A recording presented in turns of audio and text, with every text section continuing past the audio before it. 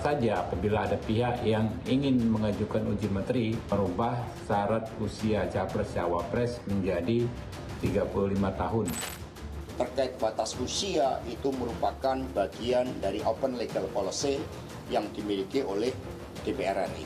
Maka pedoman yang paling elementer di dalam pemilu adalah kita konsisten pada peraturan perundang-undangan yang ada. Ini kan dekat sekali dengan momentum mau pemilihan umum. Apakah ini digunakan sekarang atau untuk pemilu 2029?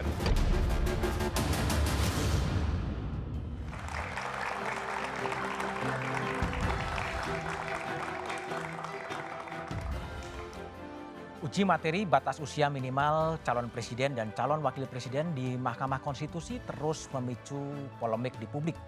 Pasalnya, persoalan batas usia pejabat publik dianggap open legal policy atau kebijakan hukum terbuka adalah kewenangan Dewan Perwakilan Rakyat dan pemerintah selaku pembentuk undang-undang. Jika ingin mengubah aturan ini, pilihannya adalah merevisi Undang-Undang Pemilu, bukan mengajukan uji materi di Mahkamah Konstitusi.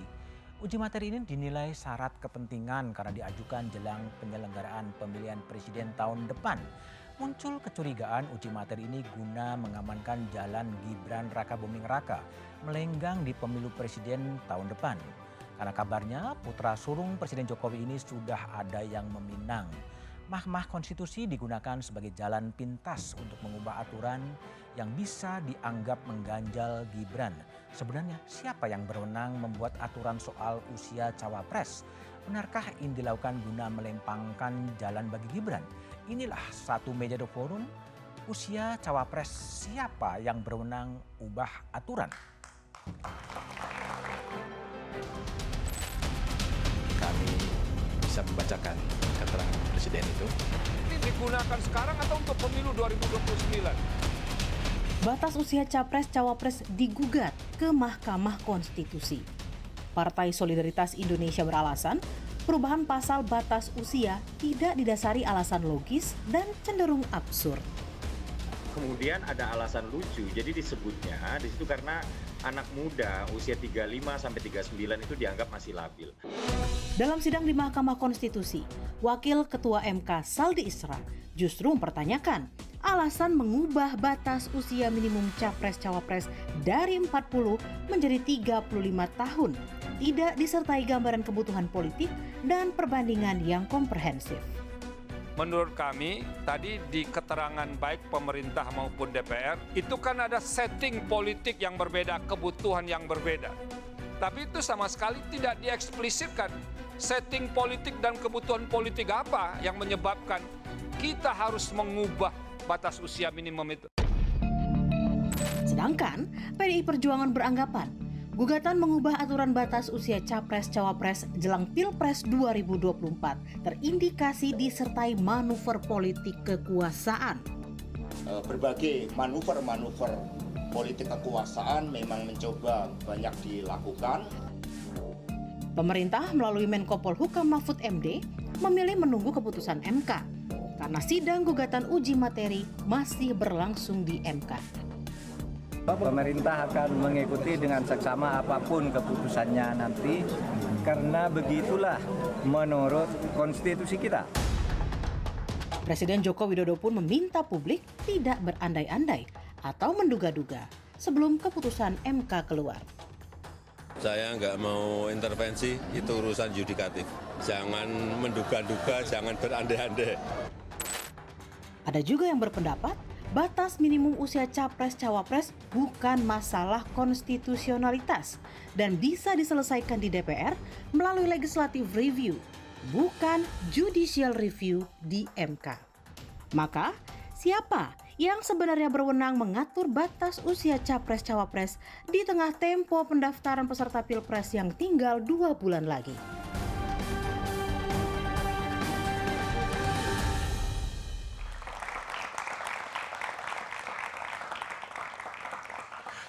Siapa berwenang ubah aturan soal usia cawapres adalah tema satu meja The Forum malam ini. Telah hadir di studio dari ujung sebelah kanan ada Habibur Rahman, Wakil Ketua Komisi 3 DPR. Malam Bang Habib. Di sebelah kiri saya ada Sis Grace Natali, Wakil Ketua Dewan Pembina PSI. Malam Sis Grace. Di sebelah kiri saya ada Hakim Mahkamah Konstitusi 2015-2020 I Dewa Gede Palguna. Malam Pak Dewa dan Pak Palguna. Dan di ujung sebelah kiri ada Profesor Hamdi Muluk, Guru Besar Psikologi Politik Universitas Indonesia. Dan melalui sambungan Zoom ada Wakil Gubernur Jawa Timur Emil Dardak yang sekarang berusia 39 tahun. Ya, 39 tahun. Saya akan berbicara terlebih dahulu dengan Mas Emil Dardak. Mas Emil, betul Mas Emil ikut mengajukan gugatan uji materi soal batas usia capres atau cawapres? Ya, kita mendukung teman-teman aktivis mahasiswa yang datang. Mereka mengatakan kita ini aktivis zilenial, Mas Emil, Mas Wagub. Kita jadi ada latar belakangnya, ada yang ketua BEM fakultas, ada yang ketua BEM Prodi, ada yang bahkan ketua umum Himpunan Mahasiswa Politik Indonesia. Ya, saya pikir ini sesuatu yang menarik ya, bahwa mereka menempuh jalur untuk melakukan terobosan melalui jalur hukum. Dan datang ke saya sudah dapat dukungan dari ada 2 kepala daerah di Jawa Timur yang sangat saya hormati juga, baik pribadinya maupun latar belakang keluarganya, karena putra dari Kiai yang juga saya jadikan rujukan saya. Oke, nah, tapi Mas Emil kan 39 tahun ya, 39 tahun, dan ini kalau mau maju sebagai cawapres mungkin kurang setahun lagi. Apakah memang berminat maju? Saya nggak akan menjawab begitulah, karena kan konteks kita sekarang ini mendukung teman-teman muda lah sebenarnya. Apalagi kalau merujuk ke partai saya juga udah tahu ada jagoannya, ya kan? Jadi sebenarnya. Tapi kan bisa aja lah cari peluang. Enggak lah, kita ini kalau melakukan sesuatu harus berpikir jangka panjang. Kita membawa sesuatu ke MK itu harus untuk kepentingan jangka panjang. Janganlah kemudian pragmatis jangka pendek. Mas Emil, tapi yang mengajukan uji materi ini Mas Emil sebagai pribadi atau mewakili aspirasi mahasiswa sih sebetulnya? Oh ya, saya memenuhi saya bahkan sempat posting itu di Instagram saya 12 Mei yang lalu. Saya cek-cek lagi akhirnya kan, karena ditanyain banyak orang. Jadi 12 Mei mereka datang, kita ngobrol banyak hal, dari mulai ngobrol soal perspektif mereka terhadap politik hari ini, kemudian apa yang sedang mereka ikhtiarkan. Mereka bilang bahwa ya ada Emmanuel Macron gitu ya, Presiden Prancis 39, Jacinda Ardern gitu ya. Kemudian bahkan Sultan Syahrir juga dikutip sama mereka. Ya, saya tentunya juga sependapat mengenai bahwa sudah ada bukti bahwa usia yang lebih muda dari 40 itu juga punya kapabilitas begitu. Tapi artinya bukan inisiatif pribadi dari Emil Dardak ya? Gimana ya, kita bilang ini inisiatif, bukan itu yang menjadi hal yang penting, tetapi substansinya menurut saya.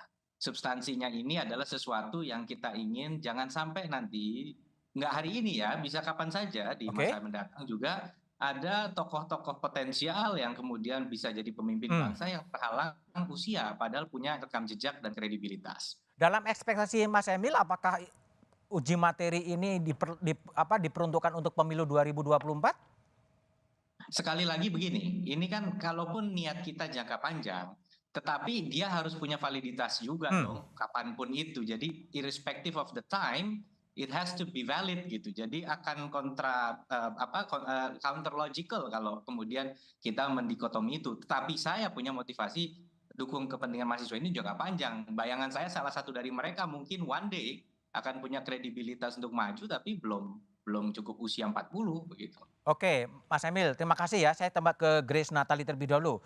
Grace, jadi PS ini kan jadi motor ya untuk mengajukan uji materi menurunkan dari 40 ke 35. Dasarnya apa sih sebenarnya? Oke, mungkin saya koreksi sedikit Mas supaya lebih tepat. Jadi yang kami minta adalah kembali kepada undang-undang pemilu yang sebelumnya. Oh, kembali ke sebelumnya. Iya, karena sebelumnya sudah memungkinkan untuk capres-cawapres itu 35 tahun, tetapi dengan alasan yang tidak saintifik, secara yuridis juga tidak kuat, diubah menjadi 40. Nah, sebelumnya 2 undang-undang pemilu sebelumnya 2003 dan 2008 itu sudah 35 Mas. Justru pertanyaan kita kenapa harus dinaikkan jadi 40? Sementara hari ini pemilihan umum yang selanjutnya saja 60% pemilih muda.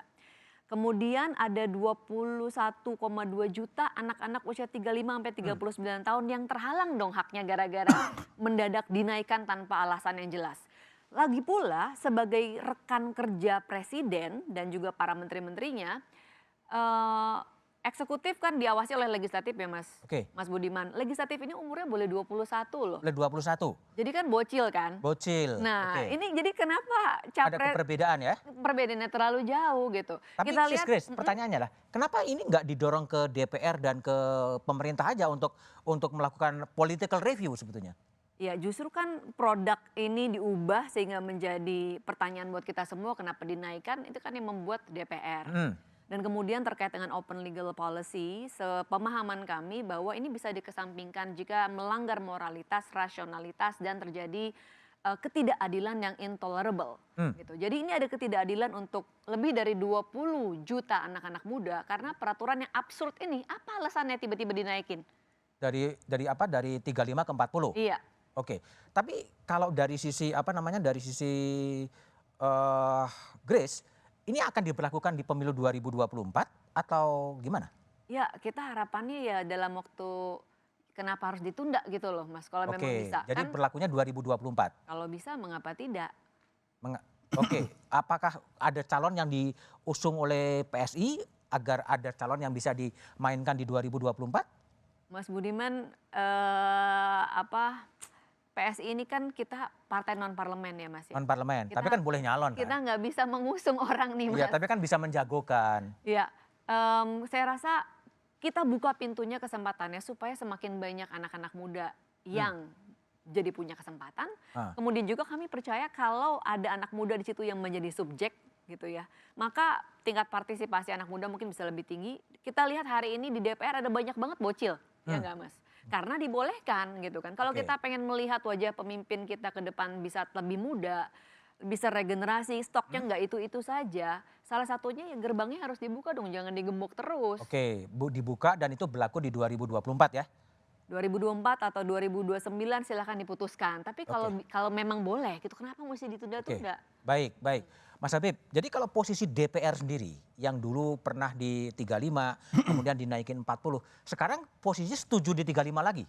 Ya jadi saya perlu sampaikan bahwa saya sendiri tidak punya kompetensi bicara undang-undang ini karena saya baru jadi anggota DPR 2019, 2017. Yang kedua, posisi saya sebetulnya ketika di MK itu mewakili DPR sebagai tim kuasa DPR di MK, di mana keterangan DPR adalah menyerahkan kepada Majelis Hakim Mahkamah Konstitusi untuk memutuskan. Itu posisi saya ketika hadir di persidangan kemarin. Posisi saya kan sama dengan posisi DPR kan? Nanti makanya saya akan jelaskan. Kalau Pak Budiman tanya Habibur Rahman Waketum Partai Gerindra, tentu saya punya sikap yang berbeda. Apa itu sikapnya? Sikap kami Partai Gerindra adalah kami peduli sebagaimana diatur di pasal 26 tata beracara Mahkamah Konstitusi kepada para pemohon dengan tuntutannya sehingga kami menyatakan diri menjadi pihak terkait dan kami mendukung apa yang dimohonkan oleh para pemohon ini dengan alasan bahwa sebagaimana disampaikan Ketua Umum kami terkait Capres dan Cawapres ini jangan terlalu melihat umur tapi lihat kompetensinya lihat kapasitasnya orang per orang, kurang lebih seperti itu. Oke, baik. Mas Emil, pertanyaan saya sebelum mengakhiri sesi. Harapan Anda sendiri sebagai orang yang ikut mengajukan uji materi soal pasal dan sekarang menjadi polemik di publik, harapannya apa, Mas Emil? Kan motivasi terbesar ada dua ya, jadi terbesar tapi dua terbesar lah istilahnya top 2 ya. Yang pertama tentunya ini inisiatif generasi muda yang harus kita apresiasi gitu, bahwa berjuang itu bisa juga dengan jalur seperti ini, hukum ketatanegaraan, uji konstitusionalitas gitu ya. Tapi yang kedua substansi yang diperjuangkan sesuatu yang saya secara fundamental juga setuju karena sudah ada presiden gitu, bagaimana kemudian batasan usia ini dalam pengalaman di berbagai negara termasuk Indonesia sendiri sudah punya pemimpin dengan kaliber yang kemudian bisa siap untuk memimpin bangsa ini. Jadi itulah sebenarnya motivasi terbesar kami memberikan dukungan ini kepada rekan-rekan muda. Oke, baik. Mas Emil Dardak, Wakil Gubernur Jawa Timur yang sekarang berusia 39 tahun.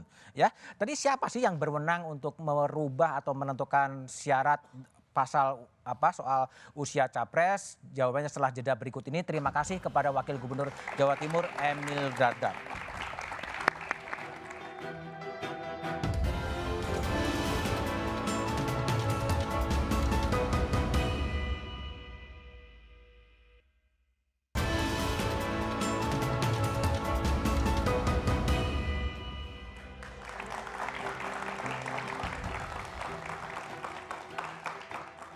Masih bersama saya Budiman Tanurjo di Satu Meja The Forum.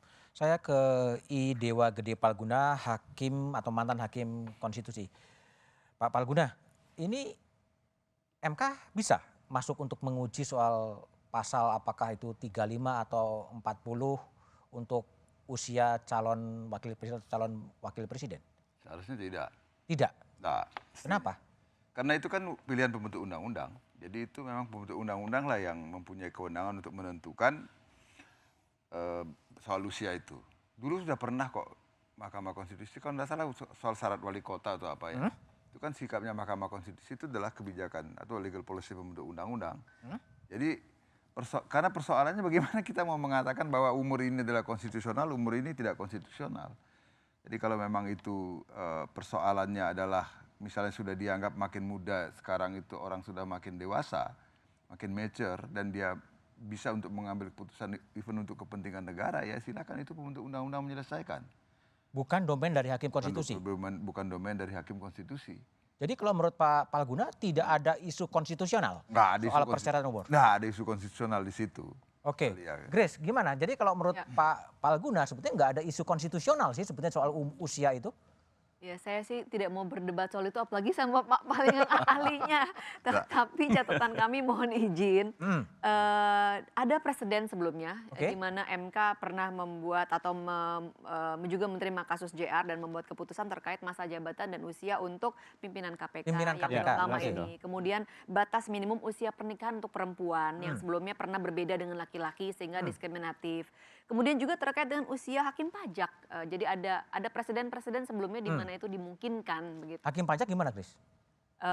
Ya ada agar disamakan dengan hakim tun kalau tidak salah demikian ya. Keseragaman ya? Iya. Oke, baik. Jadi sedikit tambahan, kalau kita mengacu ke uji materi Undang-Undang KPK yang diajukan Nurul Gufron, kita sama debatnya waktu itu seperti ini. Ini MK nggak bisa menerobos open legal policy. De facto akhirnya bunyi diktum putusannya ini saya bacakan ya. Diktum putusannya adalah menyatakan pasal sekian tidak conditionally inconstitutional dan tidak mempunyai kekuatan hukum mengikat sepanjang tidak dimaknai berusia paling rendah tetap 50 tahun. Atau berpengalaman sebagai pimpinan KPK. Kurang lebih begitu. Jadi memang seperti tidak menyatakan 50 tahun inkonstitusional, enggak. Tetapi ada frasa seperti itu atau berpengalaman. Itulah yang akhirnya membuat gugatan dikabulkan. Baik. Saudara Nurul Gufron ini. Baik, Prof Hamdi. Kalau Prof Hamdi lihat, ini kok isu 35, 40, 22, 28 menjadi isu apa? Isu politik, isu konstitusi atau isu apa sih kalau Prof Hamdi lihat? Begini, jadi kalau dalam perspektif saya misalnya, psikolog, kami punya ilmu yang namanya developmental psychology, jadi mempelajari fase-fase perkembangan umur manusia itu, termasuk pertanyaan-pertanyaan penting tadi. Apakah pada rentang usia tertentu orang tidak matang? Apakah pada rentang usia tertentu orang belum stabil secara emosional? Apakah pada rentang masa tertentu orang belum bisa performing, misalnya begitu ya. Nah, kan kalau secara ringkas saya katakan, misalnya kalau kita lihat, misalnya ada ahli psikologi perkembangan namanya Levinson yang membagi tahap perkembangan adulthood ya. Jadi tahap perkembangan itu dalam psikologi itu garis besarnya 3. Pertama itu childhood, itu usia anak-anak itu sampai umur 12 gitu. Teenager, setelah itu 12 sampai 17. 18 ke atas itu masuk masa adulthood, dewasa. Ya, gitu. Nah, dewasa itu ada fase-fasenya, dewasa awal 18 sampai 25 gitu loh. Nah, masuk 25 itu sudah mulai dewasa betulan, tapi early. Nah, tapi masuk ke arah 30 transisi. ya 30-32 orang mulai berkarir. Nah 35 sampai 40 itu ada yang nyebut ini masa peak performance malah. Peak performance. Peak performance karena kita lihat sekarang banyak CEO, banyak orang-orang yang perform betul di usia-usia segitu. 35, 39, 40, 41 itu dia meningkat gitu. Masuk kepada 41 itu yang para ahli psikologi mengatakan ini masa middle adulthood. Dewasa tengah. Nah, itu masa settlement. Orang stabil, established gitu ya. Tapi ada lagi cerita lain yang sering disebut itu midlife crisis.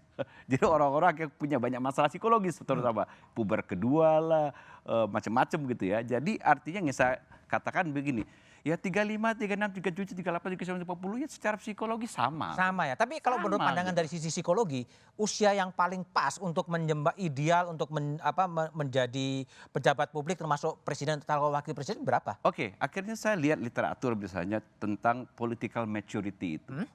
Apa yang faktor menyebabkan orang matang secara politik itu? Ternyata temuan studi ilmiah itu mengatakan faktor penentunya satu adalah apakah dia punya observable skill and observable experience yang jelas. Artinya dia punya kemampuan betul, pengalaman yang dalam bidang itu. Ketiga misalnya apakah lingkungannya mendukung untuk facilitating learning namanya. Dia belajar yang terfasilitasi. Ada faktor ketiga juga yang penting. Kehadiran mentor. Jadi biasanya orang-orang yang cepat matang itu kan di sampingnya ada mentor-mentor yang hebat. Baik itu di bisnis, baik itu di akademia, apapun di politik. Jadi kehadiran mentor itu mempercepat orang matang gitu loh. Jadi bukan umur. Bukan umur. Bukan umur. Jadi singkatnya 35, 36, 37, 38, 39, 40 sama aja. mawon kira-kira gitu. Oke, baik. Grace, kalau tadi 35 sampai 40 sama aja. Kenapa yang dipilih 35? Karena kan sudah ada nih Mas, sudah ada undang-undang sebelumnya, yang dulu ya, yang sudah 35 melalui ya. proses pembahasan yang panjang juga kan. Nanti kalau kita sebut umur baru, panjang lagi prosesnya. Tetapi yang menarik juga selain daripada itu disebut sudah memiliki kematangan, berarti kan ini ada dalam rentang kategori yang sama ya. Menurut catatan BPS di Indeks Prestasi Anti Korupsi, justru untuk usia 18 sampai 40, intinya di bawah 40 tahun, justru kecenderungan untuk korupsinya juga lebih rendah Mas ketimbang lebih rendah ya? Wah, ketimbang yang 40 ke atas. Yang dari bupati mana juga lebih muda juga korupsi juga. Kan kecenderungan begitu kecenderungan ya. Jadi lagi-lagi kenapa sih umur itu harus menghalang-halangi orang yang mungkin seandainya dia mampu, punya mentor yang baik, sudah punya rekam jejak juga, kenapa harus jangan halangi hanya karena sebuah umur. Belum lagi untuk menteri, Mas, ini kan membantu presiden, itu nggak ada kriteria umur malah. Kalau presiden berhalangan bisa digantikan antara lain, kalau presiden wapres ya berhalangan, bisa digantikan antara lain oleh menteri luar negeri, menteri dalam negeri kalau tidak salah, sama menteri pertahanan. Nah, itu nggak ada catatan umurnya. Jadi ini emang agak tidak konsisten ya soal umur ini. Tidak konsisten ya, oke. Pak Palguna, gimana ini? Ini kan tadi kan soal maturity ya 35, 40 oke lah, meskipun ada yang gugat lagi sekarang minta 22 atau 25 gitu loh. Kenapa nggak sekalian ini 17 tahun sih? Wah, tapi kan belum matang lah. Lulus SMA masa jadi presiden. Ada loh 18 tahun wali kota. Oh, wali kota ini presiden. What is the difference, the big difference antara wali kota dengan presiden? Kan kematangan dalam mengambil keputusan kan? Nah kalau itu persoalannya. Tetapi persoalannya sekarang bagi Mahkamah Konstitusi, bagaimana dia akan membuat rasio desidenti untuk menyatakan bahwa 35 tahun itu adalah konstitusional, 40 tahun, walaupun Pak Habib kan bilang enggak tadi. Tapi mengutipnya itu kan yang dikutip diktumnya aja. Rasio desidentinya kagak kan? Iya. Kan itu yang terpenting untuk tiba pada. Tapi bukan MK juga sering berubah-ubah. Lah itu dia Power Rangers itu yang jadi kacau itu kan. Ada Power Rangers gimana? Ya kan sering berubah. Ada Power Rangers. Tiba-tiba berubah. Ya akhirnya saya harus mengatakan bahwa peluang karena Mahkamah Konstitusi sering nyinggung-nyinggung soal umur itu yang dimanfaatkan oleh Grace tadi itu kan. Akhirnya Ya tadi kan gini yang tadi Bang Habib katakan, ini kan soal pimpinan KPK, Nurul Gufron mengajukan ada kerugian konstitusional dia, minta diperpanjang dari 4 tahun ke 5 tahun. Tapi kan dia tuh, dia pribadi. Tapi kalau dalam konteks ini kan nggak ada nih calon presiden. Itu dia. Yang ini problemnya Mas, ini agak teoretik lagi persoalannya. Itu problemnya karena pengujian undang-undang kita itu mengambil model standing itu diberikan sebenarnya kalau di Jerman ini untuk constitutional complaint. Jadi kalau untuk abstract judicial review semestinya itu enggak individual person seperti ini yang mestinya mengajukan. Nah, tetapi karena ya sudahlah, kalau jadi hukum positif sekarang kita bagaimana nasi sudah jadi bubur lah, tinggal dimakan aja kan gitu, mau dimatengin atau gimana gitu kan. Nah, sekarang tinggal mencari rasio desidendi yang tepat saja. Apakah memang ada alasan yang mendesak atau ada apa namanya yang katakan pertimbangan yang sama sekali tidak bisa terhindarkan untuk berpindah, menggeser pertimbangan bahwa 40 tahun itu menjadi 35 tahun itu suka atau tidak dalam konteks ini nggak bisa menggunakan yang disampaikan oleh Pak Habib tadi. Tapi gini Pak Palguna, bukankah di MK itu sebetulnya putusannya diambil dulu, setuju atau enggak, pertimbangannya baru dibuat? Oh enggak. Oh iyalah. Enggak. Enggak gitu ya? Enggak, diskusi dulu. Diskusi oh dulu. Diskusi ya? Oh, bukan putusnya udah ada dulu? Ya ini yang, kalau gitu ngapain ada rapat permusyawaratan hakim, Mas? Oh ada ya? ini positif apa negatif sih sebenarnya pertanyaan? Oh ada ya. Ulang jelas ada di hukum acaranya kok namanya rapat permusyawaratan hakim. Ya. Jadi orang menyampaikan dulu debatnya. Biasanya kalau dulu kan waktu Prof. Jimli mimpin ya, dipilih dari kadang dari paling yang muda dulu ke yang tua, dari yang tua ke yang muda. Nah, di situ berdebat dulu, baru kemudian ambil putusan. Oke, berdebat dulu ya. baru kemudian nanti ditunjuk siapa drafternya tergantung pada apa putusannya. Oke, gitu. tapi mungkin jadi pertanyaan adalah ini kan batas usia digugat, dipersoalkan, ada yang minta 40, ada yang minta 35, ada yang minta kemudian 25. Tapi apakah betul itu adalah untuk kepentingan Pilpres 2024? Diskusinya setelah jeda berikut ini.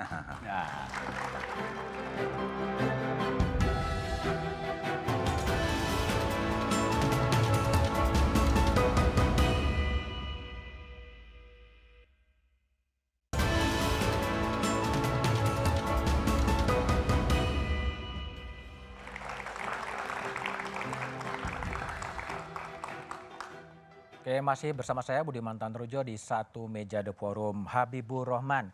Habib, Gerindra mendukung, apakah memang ini melampangkan jalan bagi Gibran Rakabuming Raka menjadi cawapres? Ya, sebentar sedikit saya menanggapi Prof.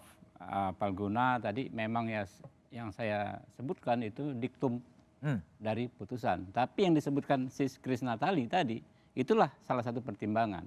Ketika open legal policy mengakibatkan intolerable injustice, ketidakadilan yang tidak bisa ditoleransi lagi, pelanggaran hak dan lain sebagainya. Tadi Sis Kris lebih hafal, kayaknya beliau pernah jadi lawyer juga di MK ini. Belajar. Ya, itu, jadi intinya kalau dipertanyakan pernahkah open legal policy diterobos oleh MK? Pernah. Pernah. Jadi Power Ranger tadi ya? Udah jelas. Apakah itu secara ilmu ideal atau tidak? Beliau profesor bisa menilai. Oke, baik. Kan? Kalau pertanyaan saya tadi apakah untuk jadi Mas gini, Gibran? Ada dua hal terkait pengajuan uji materi ini secara teknis. Pertama, untuk mengajukan uji materi ada yang namanya legal standing, hak untuk menggugat. Partai Sis Krisnatali ini hak untuk mencalonkan orang, sehingga ada kaitannya ke batu uji pasal 28D. Hak untuk berpartisipasi dalam pemerintahan. Ya itu. Ya. Kedua, ketika undang-undang sudah diuji materi, putusan MK itu mengikat bukan hanya untuk orang yang mengajukan. Semua tunduk untuk semua masyarakat. Ya. Jadi kalau misalnya makanya terkait pertanyaan Mas Budiman undang-undang ini diputus dikabulkan, membuat ada seseorang atau beberapa orang yang tadi tidak mungkin nyapres menjadi bisa nyapres. Itu bukan sesuatu hal yang salah, justru itu sesuatu hal yang benar. Pertanyaannya dibalik. Jadi untuk Gibran memang? Enggak, nanti dulu. Makanya pertanyaan seperti itu yang harus saya luruskan. Mengapa kita harus menunda keadilan kalau ada satu atau dua orang yang secara langsung atau tidak langsung mendapatkan keadilan? Ada ya sekarang? Makanya itulah pertanyaannya dari saya ya.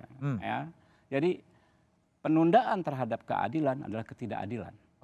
Justice delayed, justice denied. Itu sesuatu hal yang sangat clear. Jadi kita tidak bicara kasus apakah ini akan Gerindra mencalonkan Gibran atau tidak, karena kompetensi saya tidak di situ. Karena di KKIR, Koalisi Kebangkitan Indonesia Raya, penentuan capres dan cawapres adalah domain Pak Prabowo dan Gus Muhaimin Iskandar. Baik. Grace, pertanyaan saya sederhana. apakah memang yang dilakukan oleh PSI ini adalah untuk melambangkan jalan bagi Gibran berpasangan dengan Prabowo? Kenapa Gibran? Kenapa nggak Emil yang tadi live di sini? Enggak, kalau dalam bayangan Anda maksudku. Rasanya jangan dikecilkan untuk Gibran, Mas. Oke. Tapi untuk banyak anak muda, jumlahnya nggak main-main loh, 20 juta lebih untuk anak-anak muda yang sebenarnya eligible dari segi umur kalau mereka dilapangkan jalannya. Kalau kita bicara kepala daerah, hari ini juga banyak anak-anak muda sudah bisa jadi kepala daerah dan prestasinya cukup relatif baik dibandingkan yang nggak kalah lah, jangan dibandingkan, nggak kalah dengan yang senior-senior.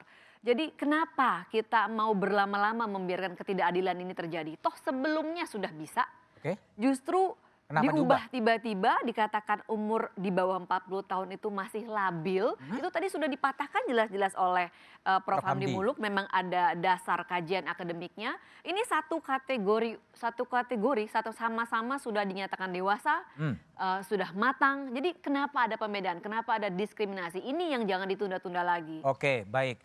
Pak Palguna, kalau Anda sebagai tahulah suasana kebatinan hakim-hakim 9 hakim konstitusi, kalau Pak Sacip Toto kan mengatakan idu geni, ya, ludah api sekali diucapkan semuanya akan ikut. Kalau menurut Anda, ini ada kaitannya dengan pemilu 2024? Kalau saya itu bukan domain saya lah, itu kalau itu ya. Tapi begini, pasal 47 Undang-Undang MK itu kan mengatakan putusan Mahkamah Konstitusi itu mulai berlaku gitu ya. Sejak selesai diucapkan dalam sidang pleno yang terbuka untuk umum. Artinya begitu selesai diucapkan, ya dia mengikat. Mengapa begitu? Karena dia negatif legislator, ya Idu Geni tadi itu. Salah satunya kan negatif legislator. Jadi kalau positif legislator setelah diundangkan, dia ini juga setelah diucapkan dan dimuat dalam berita negara, dia berlaku. Nah, yang jadi pertanyaan buat saya sebenarnya ini kan salah satu contoh bahwa tidak bekerjanya apa yang disebut sebagai meaningful participation itu.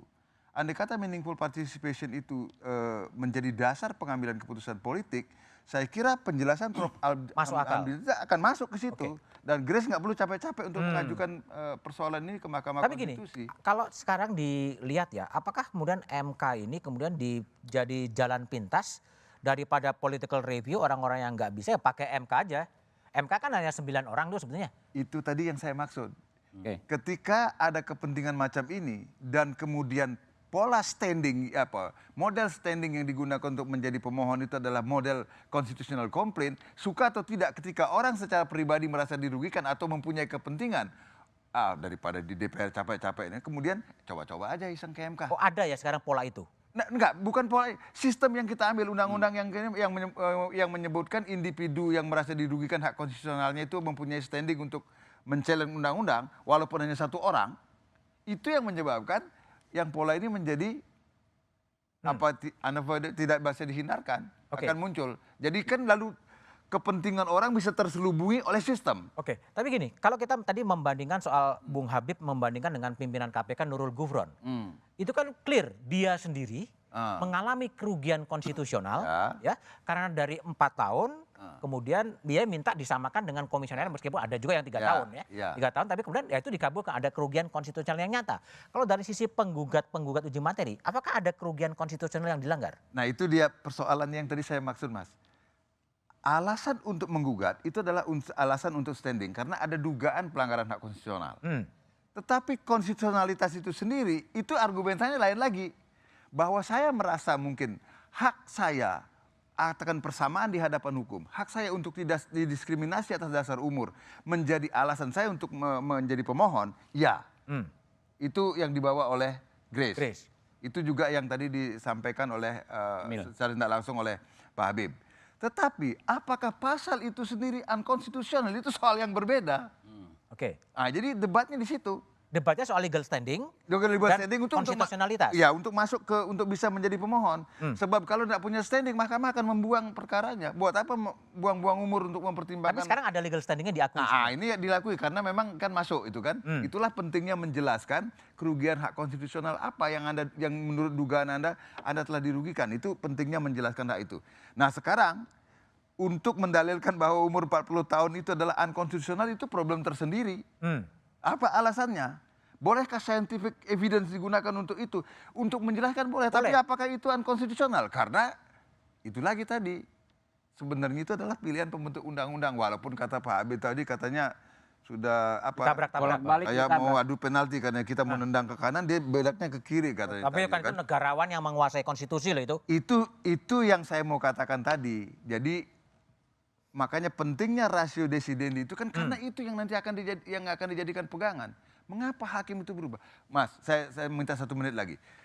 Mengapa putusan hakim di Amerika Serikat itu yang berubah 180 derajat tidak dipersoalkan? Misalnya dalam kasus pemisahan antara sekolah kulit putih dan sekolah kulit hitam.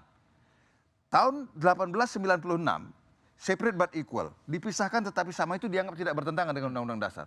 Tapi tahun 54 dalam kasus Brown versus Board of Education itu dikatakan persis terbalik, tetapi tidak ada perlawanan.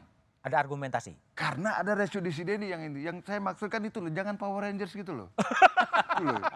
Itu loh yang maksud saya. Masa hakim konstitusi negarawan yang menguasai konstitusi Power Ranger? Bukan saya mengatakan hakim konstitusinya, kan putusan pengadilan apapun. Ratio desidendi itu penting. Gitu.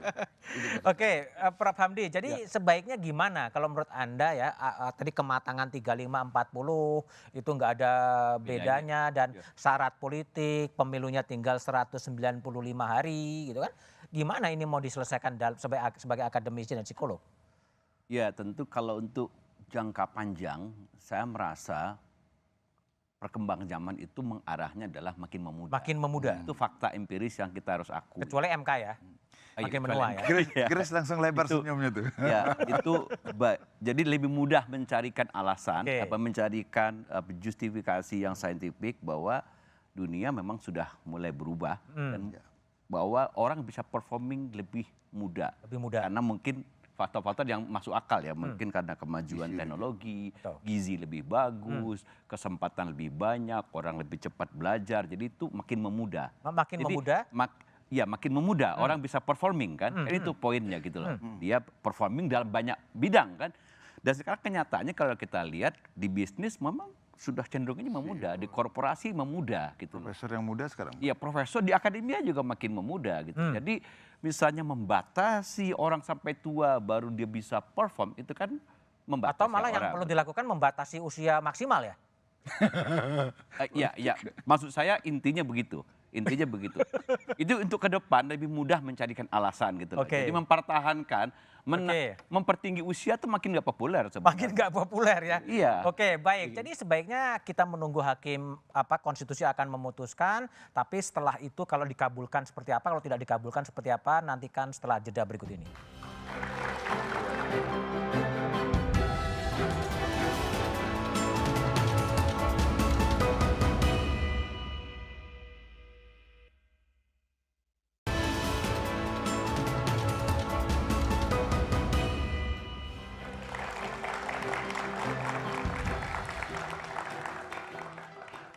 Masih bersama saya Budiman Tanurjo di satu meja The Forum, Sis Grace Natali. Jika katakanlah MK menolak uji materi yang PSI ajukan, apa langkah yang akan diambil oleh PSI? Saya nggak mau berandai-andai dulu nih Mas Budiman. Optimis ya? Masih optimis, kita usahakan yang terbaik, tapi tentu akan sangat sedih kalau sampai ditolak. Ini berarti mimpi anak-anak muda Indonesia harus pupus atau tertunda entah sampai kapan karena sebuah ketidakadilan bahwa ternyata capable atau kemampuan pengalaman itu nggak cukup karena kita dianggap masih labil kalau usianya belum 40 tahun. Gitu. Sebuah alasan yang sangat absurd dan saya harap ketidakadilan ini bisa ditegakkan oleh Mahkamah Konstitusi. Jadi belum ada langkah antisipasi kalau ini kemudian ditolak, termasuk apakah kemudian mendesak pemerintah, DPR atau malah menerbitkan Perpu gitu untuk mengubah undang-undang? Kita masih upayakan semua energi dicurahkan ke proses ini dulu Mas. Jadi nggak mau berandai-andai dulu, masih optimis dulu. Semoga berbagai pertimbangan dari para ahli juga bisa didengar dalam proses ini. Oke, Bung Habib, pertanyaan yang mirip, jika kemudian ini tidak diterima gimana? Ada hal yang perlu saya sampaikan dahulu, menurut saya lebih penting saya sampaikan. Pertama adalah pandangan kita soal independensi MK. Independensi MK? Kita pernah ramai-ramai seolah-olah kita meragukan independensi MK. Ada pengumuman putusan di awal, ya kan? Ternyata de facto faktanya beda jauh gitu kan. Itu kan bocornya nggak tepat itu. Ya, yang kedua adalah bagaimana kita memandang MK sebagai ada dua hal. Yang pertama ada yang menggiring opini, ya MK alat kekuasaan. Alat kekuasaan. Tapi di sisi lain ada yang menganggap MK adalah tempat mencari keadilan konstitusional. Oke. Ini yang kedua. Tempat orang menuntut hak secara konstitusional. Menuntut hak ini, ya kan ya, kalau dikabulkan bagus. Dan tidak ada daya rusaknya kepada siapapun. Misalnya dikabulkan, tidak ada yang dirugikan siapapun dan tidak ada sistem yang rusak dengan tapi apa ada yang namanya dikabulkan. Iya apapun, ya kan. Ada yang diuntungkan, ada yang sangat diuntungkan. Itulah namanya perjuangan menuntut hak konstitusional, gitu loh. Apa yang masalah kalau ketika apa namanya ada orang, pihak 1 orang, 2 orang, 1000 orang, 10 juta orang yang diuntungkan dengan gugatan ini? Apakah itu menimbulkan kerugian bagi orang lain? Melanggar hak konstitusional orang lain? Tidak seperti itu. Jadi apapun putusan MK ya yang akan keluar dalam persidangan ini kami akan ikuti. Kami akan turuti. Tidak mengajukan political review sendiri, DPR mengubah. Dan putusan MK sebetulnya kan nanti akan mengikat semua pihak gitu kan. Kita harus mengacu pada putusan MK ini gitu. Oke, baik kalau gitu. Pak Hakim Palguna, jadi gimana sebaiknya Hakim MK ini mengambil keputusan ya, karena ini sudah orang publik mengatakan syarat politik, ini pemilunya tinggal 190 hari. Gimana sebaiknya Hakim MK itu mengambil keputusan kalau menurut pandangan Pak Palguna?